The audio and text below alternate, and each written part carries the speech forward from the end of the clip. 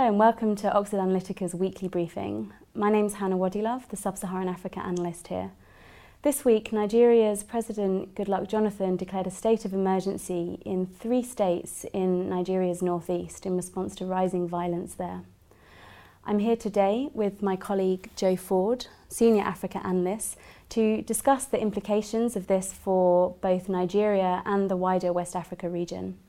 Joe, hi. Hi. The federal government in Nigeria has declared a state of emergencies in parts of these areas before. What's different this time? Well, you're right, they have before. I guess in some ways the situation, at least in those 3 northeastern states, is not different. The military was to some extent administering those states, given that in some parts of them the local government authorities have ceased to function. And so in that sense there isn't a qualitative change to the administrative nature of at least the northeast. The question is really the intensity, the resources being directed towards the problem. I suppose there are sort of 4 considerations, the first of which relate to that particular area itself and its security. And apart from that sort of qualitative change and upscaling of military operations, there's the possible downsides. You mentioned unintended consequences of that. And while there's a lot of criticism of the Nigerian security forces, one must remember as well that 100 policemen have died in the last week in Nigeria. It is true to say that to some extent, at some levels, a state gets the insurgency that it deserves, so to speak.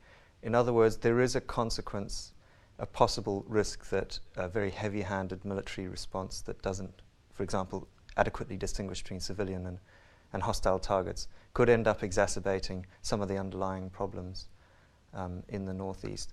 The second question, I suppose, which is on everyone's mind really, and that we've been talking about this week is well, so what for those investors, for example, interested in the Nigerian growth story, and this is a northeast Nigeria story, and aren't there 2 Nigerias, and this is one of them, and that's the other.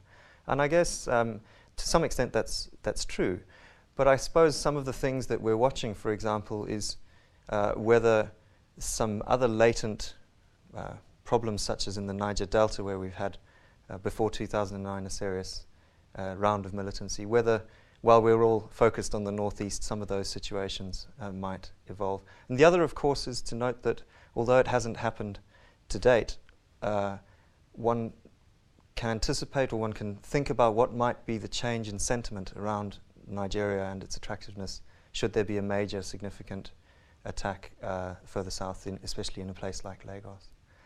The third consideration is a very big subject, but in brief, really the effect on Nigerian federalism of a move like this. As you said, it's not the first move, but we saw the Nigerian Governors Forum, a very influential body of state governors, resisting the president's efforts to, or calling for him not to impose a state of emergency in the northeast. That's tied in with much bigger dynamics, especially as we lead towards the 2015 elections, and some of that lead up has already started.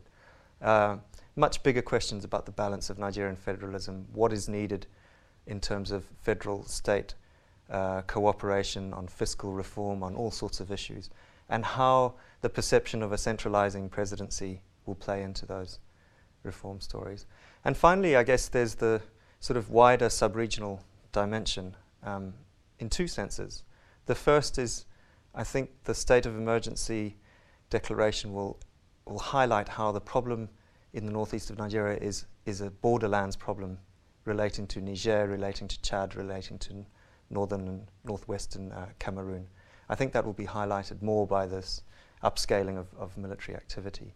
And secondly, of course, there's a situation in Mali. And Nigeria's historically played a lead role in West African security, and we've seen it for at least the last 18 months heavily distracted and committed in resources and in political attention on its own issues and not on those of the region. If we take a minute to consider Mali at the moment, obviously it was in the headlines an awful lot at the beginning of this year, but this week there was a donor conference towards Mali's reconstruction. The fact that it's out of the headlines now, does that represent what's going on in the country, and what should we still be looking out for in the next few months? Sure, it's partly out of the headlines, to be fair, because of the success of the French-led military operation.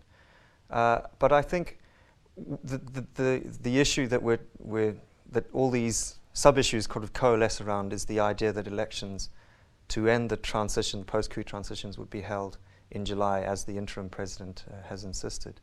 The question there is really, if the elections cannot be conducted in the northern part of the country, north-central part of the country, in a safe and credible manner, then the point of having national elections itself rather falls away, since it was precisely issues of autonomy and representation and inclusion in the north which generated at least the secular element of the insurgency that then became hijacked to some extent by those with an Islamic militancy agenda. So it's really the dilemma that the security, the UN security operation, peace operation, will have of entering into a situation which isn't itself secure necessarily without French commitment. So questions around that French commitment, and going back to the Nigeria questions around the urgency or the capacity of West African states, some of whom, Chad, Niger, have their own security issues at home, Burkina Faso, and the question of their ability to contribute to securing peace in Mali, in particular in Nigeria's case. So Nigeria and Mali are two states in West Africa that are seen to have a lot of influence on their neighbours. Where else in West Africa are developments occurring that we should ensure that we don't ignore? Sure. Well, in our analysis, we've been trying to follow the fallout from the spillover, I suppose, in effect, from the Mali crisis. In fact, the spillover from the Libya crisis.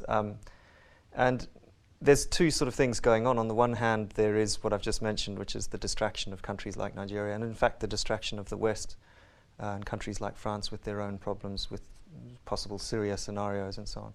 On the other hand, there are a lot of gains in West Africa in the last decade that donors and others are very reluctant to let slip, and that those two things to some extent balance themselves out. But I suppose Guinea is a country, a small country, but a very rich, mineral-rich country, a country on which there's been a lot of attention of its mining potential. And Guinea is a country where we still see a high risk of some of the more worst-case scenarios playing out, depending on the extent of consensus between the president's party and the opposition. And really it's the question around the capacity, should Guinea enter into an emergency situation, the capacity of Nigeria and others committed in Mali or elsewhere to respond. So despite the gains that have been made in West Africa over the last 10 years, we've just outlined three potentially very bleak scenarios for this part of the continent. How do you reconcile that with the optimism that we saw from investors and the like at the World Economic Forum last week, and the increased interest more generally in Africa's so-called rise? Sure, I mean, it's a very good question because it's a very diverse, like Nigeria is a diverse country, and we talk about the two Nigerias. There are many Nigerias. The same is true of Africa, and there's a great deal of opportunity, there's a great deal of optimism about that opportunity. And the skill, as ever, is distinguishing these issues and analysing the distinctions by sector or by country, but by reference to risk, by reference to reward. I mean, this morning I came from the London launch of the Ernst & Young Africa Attractiveness Survey. We work together with them from time to time. One striking thing that came out of this survey, which is a survey of over 500 sort of C-suite executives in over 38 countries, was that those who are already invested in Africa, who are surveyed, 70% of them see the business environment in general terms as improving, as having improved, and over 80%, 86%, see it improving further in the next 3 years. Whereas those numbers for those who are not invested in Africa are much lower, below 50%, below 30% in terms of past gains. So what that's telling you is that those who are already operating in Africa are able to attest to the fact that there is great opportunity. There are a number of sectors and regions and issues on which the Africa growth story has a real basis. And we hope that we're covering these many Africas in our analysis. Thank you very much, Joe. Thank you. Thank you very much for joining us. If you'd like any more information on our analysis in Africa or elsewhere in the world, please visit our website, and we look forward to hearing from you.